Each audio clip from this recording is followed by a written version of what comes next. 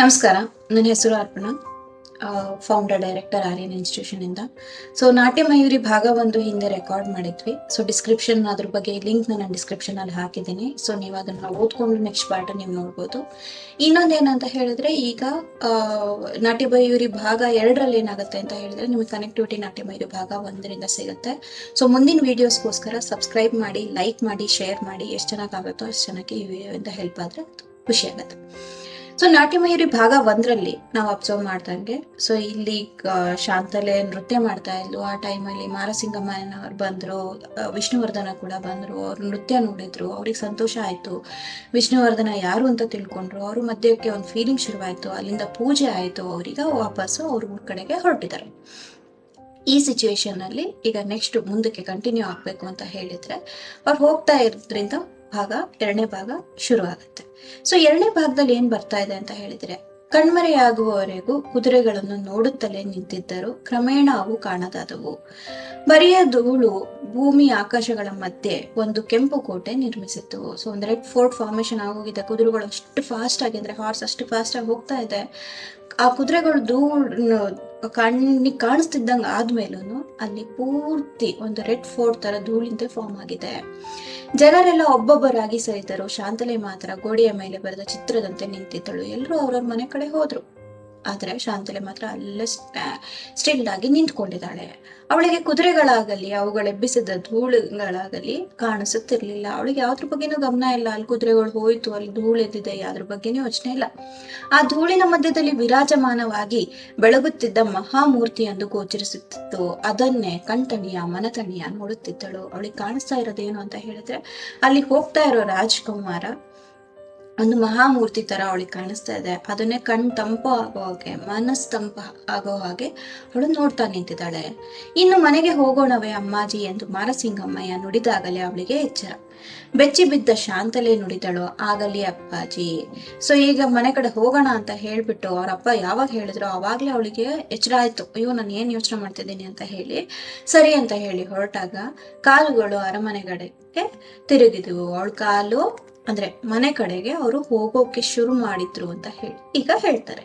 So ಯಾರ್ಯಾರು ಅವ್ರ ಜೊತೆ ಹೋಗ್ತಾ ಇರೋದು ಅಂತ ಹೇಳಿದ್ರೆ, ಇಲ್ಲಿ ಮಾಚಿಕ್ಕಬ್ಬ ಇದ್ದಾರೆ, ಸೋಮಲೆ ಇದ್ದಾಳೆ, ಲಕ್ಷ್ಮಿ ಇದ್ದಾಳೆ. ಇವರೆಲ್ಲರೂ ಒಟ್ಟಿಗೆ ಇವರು ಮನೆ ಕಡೆಗೆ ಹೊರಟಿದ್ದಾರೆ. ಅಪ್ಪ ಅಮ್ಮ ಅಲ್ಲಿ ಫಸ್ಟ್ ಅವ್ರು ಮುಂದಕ್ಕೆ ಹೋಗ್ತಾ ಇದ್ದಾರೆ ಅಂತ ಹೇಳಿದ್ರೆ, ಸ್ವಲ್ಪ ದೂರದಲ್ಲೇ ಡನಾಯಕ ಮಾರಸಿಂಗಮ್ಮಯ್ಯ ಮತ್ತು ಅವ್ರ ಮಗಳು ಶಾಂತಲೆ ಹೆಜ್ಜೆ ಹಾಕ್ತಾ ಇದ್ದಾರೆ, ನಡ್ಕೊಂಡು ಹೋಗ್ತಾ ಇದ್ದಾರೆ.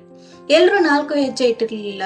ಅಷ್ಟರಲ್ಲಿ ಅರಮನೆಯ ಉಸ್ತುವಾರಿ ಬಾಚಿಮಯ್ಯ ಮಾರಸಿಂಗಮ್ಮಯ್ಯರನ್ನು ಸಮೀಪಿಸಿ ಮಹಾಸ್ವಾಮಿಯವರಿಗೆ ಜಯವಾಗಲಿ ಎಂದು ಕೈ ಮುಗಿದುಕೊಂಡು ನಿಂತರು. ಸ್ವಲ್ಪ ದೂರ 4 ಹೆಜ್ಜೆ ಹಾಕಿದ್ದಾರೆ. ಅಷ್ಟೊತ್ತಿಗೆ ಬಾಚಿಮಯ್ಯ ಅಲ್ಲೆಲ್ಲ ಅಡ್ಮಿನಿಸ್ಟ್ರೇಷನ್ ನೋಡ್ಕೊಳ್ಳುವಂತವ್ರು ಬಂದು ಇವರಿಗೆ ನಮಸ್ಕಾರ ಮಾಡಿದ್ರು, ಜಯವಾಗ್ಲಿ ಅಂತ ಹೇಳಿದ್ರು. ಏನು ವಿಶೇಷ ಬಾಚಿಮಯ್ಯ ಪ್ರಶ್ನಿಸಿದರು ಡನಾಯಕರು. ಏನಿಲ್ಲ ಮಹಾಸ್ವಾಮಿ, ಮೀನೆಗಳು ಸಿದ್ಧವಾಗಿವೆ, ಬೇಡ ನಡೆದೇ ಬರುತ್ತೇವೆ. ಆದರೆ ಚಿಕ್ಕಮ್ಮಾಜಿಯವರಿಗಾದರೂ ಒಂದು ಮೇನೆ. ಸೊ ಇದೊಂದು ಕಾನ್ವರ್ಸೇಷನ್ ಕೊಟ್ಟಿದ್ದಾರೆ. ಹೇಗೆ ಬಾಚಿಮಯ್ಯ ಹೇಳ್ತಾ ಇದ್ದಾರೆ, ಡನಾಯಕರು ನನ್ನ ಮೇನೆ ಅಂದ್ರೆ ಒಂದು ಚಾರ್ಟರ್ ರೆಡಿ ಮಾಡ್ಬಿಟ್ಟಿದ್ದೀನಿ ನಿಮ್ಗೆ, ಅದ್ರಲ್ಲಿ ನೀವು ಕುತ್ಕೊಂಡು ಹೋಗಿ, ಬರೋ ಮನೆಯವ್ರಿಗೂ ಕರ್ಕೊಂಡು ಹೋಗ್ತೀನಿ ಅಂತ ಹೇಳಿ. ಇವ್ರು ಬೇಡ ನಡ್ಕೊಂಡು ಹೋಗೋಣಂತೆ ಅಂತ ಹೇಳಿದಾಗ, ಆದ್ರೆ ಅಟ್ಲೀಸ್ಟ್ ಚಿಕ್ಕಮ್ಮಾಜಿ ಅವ್ರು ಸಣ್ಣವ್ರಲ್ಲ, ಅವ್ರಿಗಾದ್ರೂ ನೀವು ಇದ್ ಮಾಡಿ ಅವ್ರನ್ನ ಮೇನೇಲಿ ಕಳ್ಸಿ ಅಂತ ಹೇಳ್ತಾರೆ. ಅದಕ್ಕೆ ಅವಳೇನ್ ಆನ್ಸರ್ ಮಾಡ್ತಾಳೆ, ಅದರ ಅಗತ್ಯ ಇಲ್ಲ ಬಾಚಜ್ಜ, ಕೂಡಲೇ ನುಡಿದಳು ಶಾಂತಲೆ. ತಕ್ಷಣ ಅವಳು ಹೇಳಿದ್ಲು, ಬಾಚಜ್ಜ ನಾವು ಬಂದದ್ದು ದೇವಾಲಯಕ್ಕೆ ಹಿಂತಿರುಗುತ್ತಿರುವುದು ಅಲ್ಲಿಂದಲೇ ಅಲ್ಲವೇ? ನಾವು ಬಂದಿರೋ ದೇವಸ್ಥಾನಕ್ಕೆ, ಟೆಂಪಲ್ಗೆ. ಸೊ ಅಲ್ಲಿಂದ ವಾಪಸ್ ಹೋಗ್ತಾ ಇರ್ಬೇಕಾದ್ರೆ ದೇವಾಲಯಕ್ಕೆ ಬರುವಾಗ ಕೇವಲ ಭಕ್ತಿಯೊಂದನ್ನು ಹೊತ್ತುಕೊಂಡು ಬರಿಗಾಲಲ್ಲಿ ನಡೆಯಬೇಕು. ಅದು ಬಿಟ್ಟು ಪಾದರಕ್ಷೆಗಳನ್ನಾಗಲಿ ಹಾಕಿ, ನಮ್ಮ ಅಹಂಕಾರವನ್ನಾಗಲಿ ರಥ ಮೇನೆಗಳಲ್ಲಿ ಕುಳಿತು ನಮ್ಮ ಹಣ ಅಧಿಕಾರ ಅಂತಸ್ತುಗಳನ್ನಾಗಲಿ ಮೆರೆಯಬಾರದು. ಅದು ಸಭ್ಯತೆಯ ಲಕ್ಷಣವಲ್ಲ, ಸಂಸ್ಕೃತಿಯ ಕುರುಹೂ ಅಲ್ಲ. ಅದಕ್ಕಾಗಿ ಅಪ್ಪಾಜಿ ಮೇನೆ ಬೇಡ ಎಂದರು ಅಲ್ಲವೇ ಅಪ್ಪಾಜಿ? ಸೊ ಈಗ ಜಸ್ಟಿಫಿಕೇಶನ್ ಕೊಡ್ತಾ ಇದ್ದಾಳೆ. ಅಪ್ಪ ಯಾಕೆ ಬೇಡ ಅಂದ್ರು ಅಂತ ಹೇಳಿದ್ರೆ, ನಾವು ದೇವಸ್ಥಾನಕ್ಕೆ ಬರ್ಬೇಕಾದ್ರೆ ಬರಿಗಾಲಲ್ಲಿ ಬರ್ಬೇಕು. ಯಾವ್ದೇ ತರ ನಮ್ದು ಈಗೋ ಆಗ್ಲಿ ಆರೋಗ್ಯನ್ಸ್ ಆಗ್ಲಿ ತಗೊಂಡ್ ಬರ್ಬಾರ್ದು. ಬರೀ ಭಕ್ತಿ ನಮ್ಮ ಮನ್ಸಲ್ಲಿ ಇರ್ಬೇಕು. ವಾಪಸ್ ಹೋಗ್ಬೇಕಾದ್ರು ಹಾಗೆ ಹೋಗ್ಬೇಕು, ನಡ್ಕೊಂಡೆ ಬರೀ ಕಾಲಲ್ಲಿ ಹೋಗ್ಬೇಕು. ಅದು ನಮ್ಮ ಸಂಸ್ಕೃತಿ, ನಮ್ಮ ಸಂಸ್ಕಾರ, ಅದೇ ನಮ್ಮ ಕಲ್ಚರ್ ಅಂತ ಹೇಳಿ ಅವಳು ಅದಕ್ಕೋಸ್ಕರ ಅಪ್ಪ ಬೇಡ ಅಂತಿದ್ದಾರೆ. ಕರೆಕ್ಟ್ ಅಲ್ವಾ ಅಪ್ಪ ಅಂತ ಕೇಳಿದ್ಲು. ಹೌದು ಮಗು, ಮಾರಸಿಂಗಮ್ಮಯ್ಯ ತಲೆ ಹಾಕಿದರು. ಅಂದ್ರೆ ಹೌದು ಅಂತ, ಎಸ್ ಅಂತ ಅವರು ತಲೆ ತೂಗಿದ್ರು. ಸುಜಾಣೆ ನಮ್ಮಮ್ಮ ಎಂದು ಪ್ರಶಂಸಿಸಿ ದೂರ ಸರಿದ. ಸೊ ಈಗ ಬಾಚಜ್ಜ ಅಥವಾ ಬಾಚಮಯ್ಯ ಒಳ್ಳೆ ಹುಡುಗಿ, ನೀನ್ ಗುಡ್ ಗರ್ಲ್ ಅಂತ ಹೇಳಿ, ನೀನ್ ಜಾಣೆ ತುಂಬಾ ಇಂಟೆಲಿಜೆಂಟ್ ನೀನು ಅಂತ ಹೇಳಿ ಅಲ್ಲಿಂದ ಮುಂದಕ್ಕೆ ಹೋದ್ರು. ತಂದೆ ಮಗಳು ನಿಧಾನವಾಗಿ ಮೌನದಿಂದ ಸಾಗಿದರು. ಹಾದಿ ತುಳಿಯುವಾಗ ಶಾಂತಲೆ ಮೌನ ಮುರಿದು ನುಡಿದಳು. ಸೊ ಈಗ ಇಬ್ರು ಸೈಲೆಂಟ್ ಆಗಿ ಹೋಗ್ತಾ ಇದ್ರು. ಮೌನ ಅಂದ್ರೆ ಸೈಲೆಂಟ್. ಸೊ ಸ್ವಲ್ಪ ದೂರ ಹೋದ್ಮೇಲೆ ಅವಳೇ ಮಾತಾಡೋಕ್ ಶುರು ಮಾಡಿದ್ರು. ಅಪ್ಪಾಜಿ ಅವರು ನಿಜಕ್ಕೂ ದೈವ ಸಂಬೋಧರು, ನಿಜವಾಗ್ಲೂ ದೇವರು ಅಂದ್ರೆ ಅವ್ರದ್ದೊಂದು ಪಾರ್ಟ್ ಅಂತ ಹೇಳ್ತೀವಿ, ಹೌದಲ್ವಾ ಅಪ್ಪ ಅಂತ ಕೇಳ್ತಾಳೆ. ಯಾರು ಅಮ್ಮಾಜಿ? ಯುವರಾಜ ವಿಷ್ಣುವರ್ಧನನ್ನು ಉದ್ದೇಶಿಸಿ ನುಡಿಯುತ್ತಿದ್ದಾಳೆಂದು ತಿಳಿದಿದ್ದರು, ಬೇಕೆಂದ್ರೆ ಹೇಳಿದರು ಮಾರಸಿಂಗಮಯ್ಯ ಗೊತ್ತಿತ್ತು ಇವಳು ಮಾತಾಡ್ತಾ ಇರೋದು ಯುವರಾಜ್ರ ಬಗ್ಗೆ, ವಿಷ್ಣುವರ್ಧನ ಅವ್ರ ಬಗ್ಗೆ ಅಂತ. ಯಾರ ಬಗ್ಗೆ ಹೇಳ್ತಿದ್ಯಾ ನೀನು ಅಂತ ಕೇಳಿದ್ರು.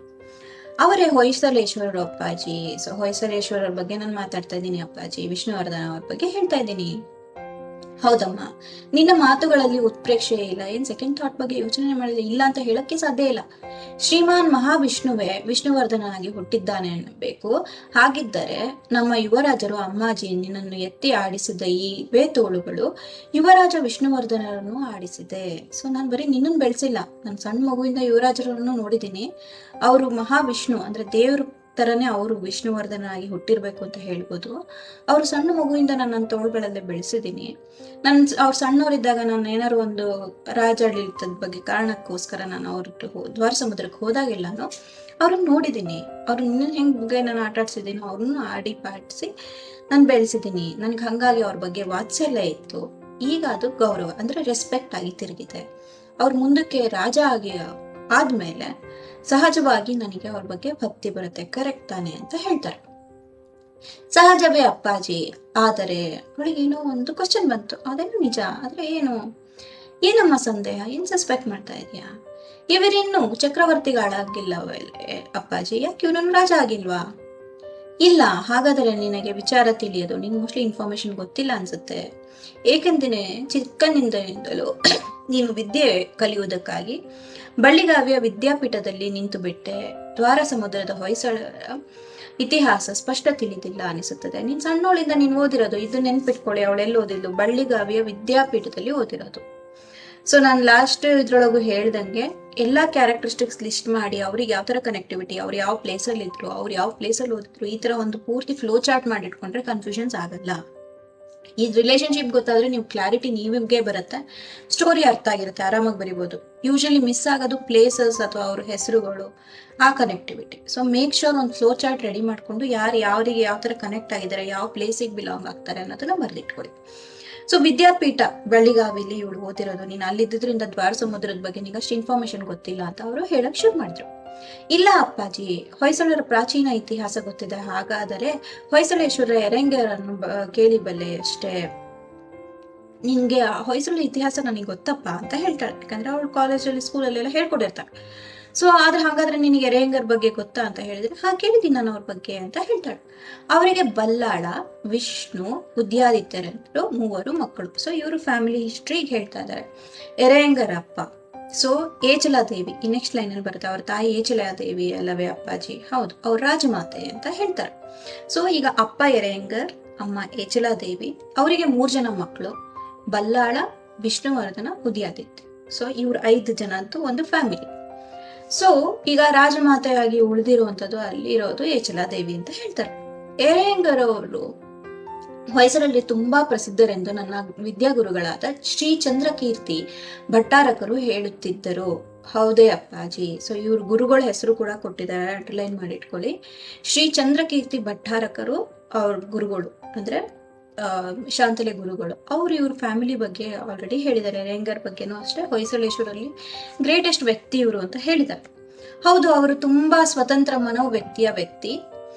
1-2 ತಲೆಮಾರುಗಳಿಂದಲೂ ಕಲ್ಯಾಣಿ ಚಾಲುಕ್ಯರ ಅಧೀನರಾಗಿ ಸಾಮಂತರಾಗಿ ಆಳಿಕೊಂಡು ಬಂದರು ಈ ಹೊಯ್ಸಳರು. ಸೊ 1-2-3 ತಲೆಮಾರಿಂದ ಅಂದ್ರೆ ಅವ್ರ ಅಪ್ಪ ಟೈಮಿಂದನೂ ಅವ್ರು ಏನ್ ಮಾಡ್ತಿದ್ದಾರೆ, ಚಾಲುಕ್ಯರ ಒಳಗಡೆ ಅಂದ್ರೆ ಅವ್ರ ಅಧೀನದಲ್ಲಿ, ಅಂದ್ರೆ ಅವರು ಏನ್ ಆರ್ಡರ್ ಕೊಡ್ತಾ ಇದ್ರು ಅದನ್ನ ಕೇಳ್ಕೊಂಡ್ಬಿಟ್ಟು ಅವರು ಸಣ್ಣ ರಾಜ ಸಾಮಂತರಂಜನಾಗಿ ಅಲ್ಲಿ ಅವರು ಇದ್ರು.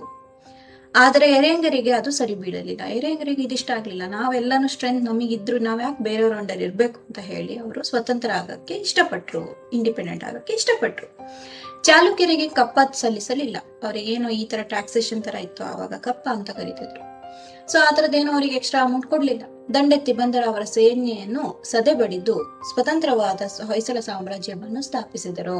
ಅವ್ರು ಯಾವಾಗ ಇವ್ರೇನು ಅವ್ರಿಗೆ ಫೆಸಿಲಿಟೀಸ್ ಕೊಡ್ಲಿಲ್ಲ, ಟ್ಯಾಕ್ಸ್ ಕಟ್ಲಿಲ್ಲ ಅಂದ ತಕ್ಷಣನೇ ಅವ್ರೇನ್ ಮಾಡಿದ್ರು, ಅವರೆಲ್ಲ ಬಂದು ವಾರ್ಗ್ ಬಂದ್ರು. ಇವ್ರು ಚೆನ್ನಾಗಿ ಅವ್ರ ಜೊತೆಗೆ ಫೈಟ್ ಮಾಡ್ಬಿಟ್ಟು ಅವ್ರನ್ನ ಸೋಲಿಸಿ ದೆನ್ ಫೈನಲಿ ಅವ್ರದೇ ಒಂದು ಸಾಮ್ರಾಜ್ಯ ಮಾಡಿದ್ರು. ಅದನ್ನ ಹೊಯ್ಸಳ ಸಾಮ್ರಾಜ್ಯ ಅಂತ ಕರೆದ್ರು. ಆದರೆ ಅವರು ಹೆಚ್ಚು ಕಾಲ ಬದುಕಲಿಲ್ಲ. ಅವರ ನಂತರ ಅವರ ಜ್ಯೇಷ್ಠ ಪುತ್ರರಾದ ಬಲ್ಲಾಳರು ಪಟ್ಟಾಧಿಕಾರಕ್ಕೆ ಬಂದರು. ಸೊ ಅವ್ರ ಎರೆಂಗೆ ಅವರು ತುಂಬಾ ದಿನ ಬದುಕಕ್ಕಾಗ್ಲಿಲ್ಲ. ಅವ್ರು ನೆಕ್ಸ್ಟ್ ಅವ್ರ ಮಗನ ಪಟ್ಟಕ್ಕೆ ಅಂದ್ರೆ ರಾಜ ಆಗಿ ಮಾಡಿದ್ರು. ಅವ್ರ ಹೆಸರು ಬಲ್ಲಾಳ. ಹೌದು, ಅವರನ್ನು ನೋಡಿದ್ದ ನೆನಪಿದೆ ಅಪ್ಪಾಜಿ. ಒಮ್ಮೆ ಬೆಳ್ಳಿಗಾವಿಯ ವಿದ್ಯಾಪೀಠಕ್ಕೆ ದಯ ಮಾಡಿಸಿದ್ದರು. ನಮ್ಮ ಗುರುಗಳು ಅವರ ಪರಿಚಯ ಮಾಡಿಕೊಟ್ಟರು. ಸೊ ಇವ್ರು ಹೇಳ್ತಾರೆ, ಹೌದು ಅವ್ರ ಬಗ್ಗೆ ನನಗೆ ಗೊತ್ತು. ಅವ್ರು ನಮ್ಮ ಯೂನಿವರ್ಸಿಟಿ ಅಥವಾ ನಮ್ಮ ಸ್ಕೂಲಿಗೆ ಕಾಲೇಜಿಗೆ ಬಂದಿದ್ರು ಬೆಳ್ಳಿಗಾವಿಲಿ. ನಮ್ಮ ಗುರುಗಳು ಅವ್ರಿಗೆ ಪರಿಚಯ ಮಾಡ್ಕೊಟ್ಟಿದ್ರು, ಇಂಟ್ರೊಡ್ಯೂಸ್ ಮಾಡ್ಕೊಟ್ಟಿದ್ರು ಅಂತ ಹೇಳ್ತಾಳೆ. ಹೌದು ಅವರೇ. ಆದರೆ ಆ ಬಲ್ಲಾಳರು ಹೆಚ್ಚು ಕಾಲ ಬದುಕಲಿಲ್ಲ. ಅವರು ಕೂಡ ತುಂಬಾ ದಿನ ಉಳಿಲಿಲ್ಲ. ಅವರು ಎಕ್ಸ್ಪೈರ್ ಆದ್ರು. ಕಾರಣ ಚಿಕ್ಕಂದಿನಿಂದಲೂ ಅವರನ್ನು ಯಾವುದೋ ಒಂದು ವಿಚಿತ್ರ ರೋಗ ಕಿತ್ತು ತಿನ್ನುತ್ತಿತ್ತು. ಸಿಂಹಾಸನವನ್ನೇರಿದ ಕೆಲವೇ ದಿನಗಳಲ್ಲಿ, ಅಂದರೆ ಮೊನ್ನೆ ತೀರಿಕೊಂಡರು. ಸೊ ಸ್ವಲ್ಪ ದಿನದಿಂದನೇ ಅವ್ರಿಗೆ ಪಟ್ಟಾಭಿಷೇಕ ಆಯ್ತು, ಅವ್ರು ರಾಜ ಆದ್ರು. ಬಟ್ ಅವ್ರ ಸಣ್ಣ ಮಗು ಇದ್ದಾಗ ದೇರ್ ವಾಸ್ ಸಮ್ ಇಲ್ನೆಸ್, ಅದು ಜಾಸ್ತಿ ಆಗ್ಬಿಟ್ಟು ಅವರು ಎಕ್ಸ್ಪೈರ್ ಆದ್ರು. ತೆರವಾದ ಅವರ ಸ್ಥಾನವನ್ನು ಈಗ ಯುವರಾಜರಾಗಿರುವ ವಿಷ್ಣುವರ್ಧನರು ತುಂಬಬೇಕಾಗಿದೆ. ಸೊ ಅದು ಓಪನ್ ಇದೆ ಆ ಪ್ಲೇಸ್. ಆ ಓಪನ್ ಇರೋ ಪ್ಲೇಸ್ ನ ಈಗ ಯುವರಾಜರು ವಿಷ್ಣುವರ್ಧನರು ರಾಜ ಆಗಿ ಅಲ್ಲಿ ಕುತ್ಕೊಳ್ಬೇಕು. ಈ ಮಧ್ಯೆ ಸಮಯ ಕಾಯುತ್ತಿದ್ದ ಅಕ್ಕಪಕ್ಕದ ರಾಜರುಗಳು ದ್ವಾರ ಸಮುದ್ರದ ಮೇಲೆ ದಂಡೆತ್ತಿ ಬಂದರು. ಈಗ ಬೇರೆಯವರೆಲ್ಲರೂ ಅಲ್ಲಿ ರಾಜ ಇದ್ದಾಗನೇ ವಾರ್ ಮಾಡ್ತಿರೋರು, ಈಗ ರಾಜ ಇಲ್ಲ ಆ ಜಾಗದಲ್ಲಿ ಅಂತ ಹೇಳಿದಾಗ ಖಂಡಿತ ಅವ್ರು ವಾರ್ ಮಾಡಕ್ ಬರಕ್ ಜಾಸ್ತಿ ಇರ್ತಾರೆ. ಅಕ್ಕಪಕ್ಕದವ್ರು ತಾವ ಆ ರಾಜ್ಯನ ತಗೊಳ್ಬೇಕು ಅಂತ. ಅದಕ್ಕೆ ಏನ್ ಹೇಳ್ತಾ ಇದಾರೆ ಇವರು, ಅವ್ರು ಎಲ್ಲರೂ ಬಂದು ವಾರ್ಗ್ ಬರಕ್ ಶುರು ಮಾಡಿದ ತಕ್ಷಣನೇ ಇವರು ಅದ್ರ ವಿರುದ್ಧ ಫೈಟ್ ಮಾಡಕ್ ಶುರು ಮಾಡಿದ್ರು. ಅದ್ರಲ್ಲೇನೆ ಒಂದು ಈ ಹೊನ್ನಾದೇವಿ ಪೂಜೆ ಟೈಮ್ ಅಲ್ಲಿ ಆಗಿದೆ ಅಲ್ವಾ, ಅದು ವಾರ ನೊಳಂಬವಾಡಿಲಿ ನಡೆದಿದ್ದು. ಯುದ್ಧ ವಿದ್ಯೆಯನ್ನು ನಮ್ಮ ಯುವರಾಜರಾದ ವಿಷ್ಣುವರ್ಧನನಿಂದ ಕಲಿಯಬೇಕು, ಅಷ್ಟು ಚೆನ್ನಾಗಿ ಅವರು ಫೈಟ್ ಮಾಡ್ತಾರೆ ಅಂತ ಹೇಳ್ತಾರೆ. ಅವರಿಗೆ ಚಿಕ್ಕಂದಿನಲ್ಲೂ ಸಾಹಿತ್ಯ, ಸಂಗೀತ, ಚಿತ್ರ ಮೊದಲಾದ ಲಲಿತ ಕಲೆಗಳಲ್ಲಿ ಆಸಕ್ತಿ. ಅವ್ರು ಬರೀ ಯುದ್ಧ ವಿದ್ಯೆ ಅಂದ್ರೆ ಫೈಟ್ ಮಾಡೋದು ಒಂದೇ ಕಲ್ತಿಲ್ಲ, ಇಸ್ ಅ ಗ್ರೇಟ್ ಸೋಲ್ಜರ್. ಅದ್ ಬಿಟ್ಟು ಅವರಿಗೆ ಲಿಟ್ರೇಚರ್ ಆಗಿರ್ಬೋದು, ಮ್ಯೂಸಿಕ್ ಆಗಿರ್ಬೋದು, ಚಿತ್ರ ಬರೆಯೋದು, ಡ್ರಾಯಿಂಗ್, ಪೇಂಟಿಂಗ್ ಇದ್ರೊಳಗೂ ಅವರಿಗೆ ತುಂಬಾ ಇಂಟ್ರೆಸ್ಟ್ ಇದೆ ಅಂತ ಹೇಳಿದ್ರು. ಆದರೆ ಯುದ್ಧ ವಿದ್ಯೆ ಅಷ್ಟರ ಮಟ್ಟಿಗೆ ಸಿದ್ಧಿಸಿದೆ ಎಂದು ನಾನು ತಿಳಿದಿರಲಿಲ್ಲ. ಸೊ ಇಷ್ಟೊಂದೆಲ್ಲ ಅವರಿಗೆ ಫೈಟ್ ಮಾಡಕ್ ಬರುತ್ತೆ ಅಂತ ನನಗೆ ಗೊತ್ತಿರಲಿಲ್ಲ. ಯುದ್ಧ ವಿದ್ಯೆ ಅವ್ರಿಗೆ ಗೊತ್ತಿದೆ ಅಂತ ಹೇಳಿ ನನಗೆ ಅನಿಸ್ತಿರ್ಲಿಲ್ಲ. ಈಗ 15 ದಿವಸಗಳಿಂದ ನೊಳಂಬವಾಡಿಯವರೊಡನೆ ಹೆಂಜೇರುವಿನಲ್ಲಿ ನಡೆದ ಯುದ್ಧದಲ್ಲಿ ಅಹೋರಾತ್ರಿ ನಮ್ಮೊಡನಿದ್ದು ಯುದ್ಧ ಮಾಡಿ ಸ್ಫೂರ್ತಿ ತುಂಬಿ ಗೆಲುವಿಗೆ ಕಾರಣರಾದರು. ನೀವು ನೋಡಿದ್ರೆ ಈಗ 15 ದಿವಸ ನಾವು ವಾರ್ ಮಾಡಿದ್ದು ನೊಳಂಬವಾಡಿಯವ್ರ ಜೊತೆಗೆ. ಇದ್ರೊಳಗೆ ಒಂದಿನೂ ಅವರು ಸುಸ್ತಾಗ್ಲಿಲ್ಲ. ಆದ್ರೆ ಯಾವಾಗ್ಲೂ ಹಗಲು ರಾತ್ರಿ ಅವರು ಕೆಲಸ ಮಾಡಿದ್ರು, ಯುದ್ಧ ಮಾಡಿದ್ರು, ನಮಗೂ ಇನ್ಸ್ಪೈರ್ ಮಾಡಿದ್ರು. ಸ್ಫೂರ್ತಿ ಅಂದ್ರೆ ಇನ್ಸ್ಪೈರ್ ಮಾಡಿದ್ರು. ಅದರಿಂದ ನಮಗೆ ಇವತ್ತು ಗೆಲುವು ಸಿಕ್ತು. We were able to win that. ಅವರ ಪರಾಕ್ರಮದಷ್ಟೇ ಹೆಸರಾದದ್ದು ಅವರ ಔದಾರ್ಯ. ಅವರ ಪರಾಕ್ರಮ ಔದಾರ್ಯಗಳಿಗೆ ಮಾರು ಹೋದ ನೊಳಂಬವಾಡಿಯ ಗಂಗಾ ನೊಳಂಬರು ತಮ್ಮ ಮಗಳು ರಾಜಲೆಯನ್ನು ಕೊಡಲು ಮುಂದೆ ಬಂದಿದ್ದಾರೆ. ಸೊ ಈಗ ಅವರು ನೆಕ್ಸ್ಟ್ ಇದು ಹೇಳ್ತಾ ಇದಾರೆ, ಅವ್ರು ಬರೀ ವಾರಲ್ಲ, ಅವ್ರ ಸ್ಟ್ರೆಂತ್ ಒಂದೇ ಅಲ್ಲ, ಅವ್ರ ಮನ್ಸು ಅಷ್ಟೇ ಒಳ್ಳೇದಿದೆ. ಸಿಂಪತಿ ಎಂಪತಿ ಅವ್ರ ಮನ್ಸಲ್ಲಿ ತುಂಬಿದೆ. ಅದನ್ನೆಲ್ಲ ನೋಡಿದ್ದ ಈಗ ಗಂಗಾ ನೊಳಂಬರು ಅವ್ರ ಮಗಳು ರಾಜಲೆಯನ್ನ ಮದುವೆ ಮಾಡ್ಕೊಡ್ತಿದ್ದಾರೆ. ಹಿಂದಿನ ಕಾಲದಲ್ಲಿ ಈ ತರನೇ ಇರ್ತಿತ್ತು. ಸೊ ಇವ್ರ ರಾಜ್ಯ ಸ್ಟ್ರಾಂಗ್ ಇದೆ ಅಂತ ಹೇಳಿದ್ರೆ ಇನ್ನೊಬ್ರು ಬಂದು ಅಪ್ರೋಚ್ ಮಾಡೋರು, ಮಗಳನ್ನ ಮದುವೆ ಮಾಡ್ಕೊಟ್ರೆ ಇಬ್ರು ರಿಲೇಟಿವ್ಸ್ ಆಗ್ತಾರೆ. ಸೊ ಇವ್ರು ಬಂದು ಇವ್ರ ಮೇಲೆ ವಾರ್ ಮಾಡಲ್ಲ. ಸೊ ಇವ್ರಿಗೆ ಏನಾದ್ರು ಪ್ರಾಬ್ಲಮ್ ಆಯ್ತು ಅಂದ್ರೆ ಒಬ್ರಿಗೊಬ್ರಿಗೆ ಸಪೋರ್ಟ್ ಆಗುತ್ತೆ ಅಂತ ಹೇಳಿ ಈ ಇದ್ರೊಳಗೆ ಒಂದು ಟ್ರೀಟಿ ತರ ಮದುವೆ ಮಾಡ್ಕೊಳ್ಳೋರು. ಸೊ ಈಗ ರಾಜನನ್ನ ಅವ್ರು ಮದುವೆ ಮಾಡ್ಕೊಡ್ತೀವಿ ಅಂತ ಹೇಳಿ ಗಂಗಾ ನೊಳಂಬರು ಹೇಳಿದ್ದಾರೆ. ತಮ್ಮ ಸ್ನೇಹವನ್ನ ಅಥವಾ ರಿಲೇಶನ್ಶಿಪ್ನ, ಬಾಂಧವ್ಯ ಅಂದ್ರೆ ರಿಲೇಶನ್ಶಿಪ್ನ ಕಂಟಿನ್ಯೂ ಮಾಡೋಕ್ಕೋಸ್ಕರ ಈ ತರ ಮಾಡ್ತಾ ಇದ್ದಾರೆ ಅಂತ ಹೇಳಿ ಈಗ